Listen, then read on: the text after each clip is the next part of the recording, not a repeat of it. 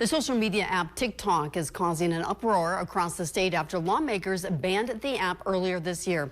Now the state is calling on a federal judge to uphold the ban set to start on the first day of 2024. 18 state attorneys general and 2 groups are showing their support for the ban. All 3 groups urging the court to deny the recent lawsuit asking for a preliminary injunction on the new law, citing adverse impacts on privacy and security.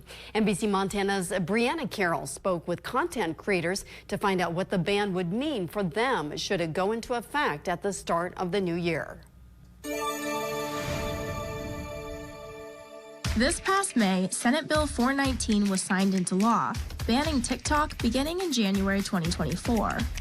Montanan lawmakers passed the bill over security concerns that the ByteDance-owned app may allow the Chinese government access to American user data.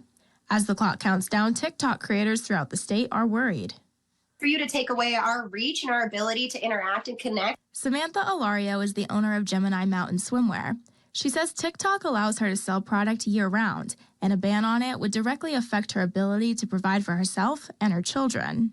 I really hope that it doesn't go into effect because it would take away a big source of potential income. 99% of my website traffic comes from social media. Other creators are upset for reasons that aren't monetary at all. I think that it's ironic to continue to discuss how we don't want to be like China when the exact thing that China does is monitor, restrict, and prohibit. Victoria Cheyenne is a documentary filmmaker and Indigenous activist. She says a ban on TikTok will silence voices from underrepresented communities. I think it's important for people in Montana to recognize and note that BIPOC and LGBTQ and underrepresented communities in the state of Montana are going to be the most impacted by this ban. For now, creators across the state refuse to be silenced.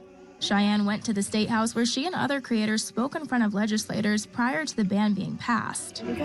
It was definitely a icy room. Alario started by writing a letter to Governor Gianforte.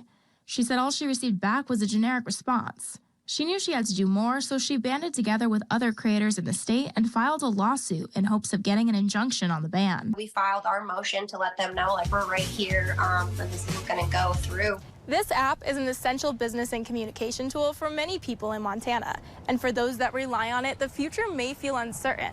But does the state have the power to ban TikTok? If I were a content creator, I wouldn't be concerned because I'm convinced that Montana's TikTok ban will not survive judicial scrutiny. Matthew Monfortin is a First Amendment attorney. He's been practicing law for almost 30 years. The First Amendment prohibits the state from banning a social media platform simply because it doesn't like that platform.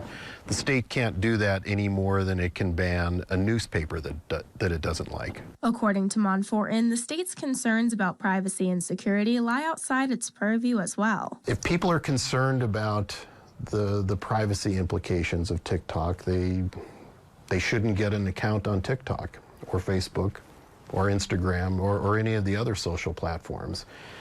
Whether or not to get an account on TikTok is a decision that Montana citizens should be making, not Montana legislators. If there are national security concerns involving TikTok, those are concerns that should be addressed by Congress, not by the Montana legislature. While the ban is set to go into place January of 2024, Monfortin says it will most likely be struck down by the court before then. Reporting in Bozeman, Brianna Carroll, NBC Montana. We posted more details on our website at nbcmontana.com. Also, be sure to follow us on all of our social media platforms.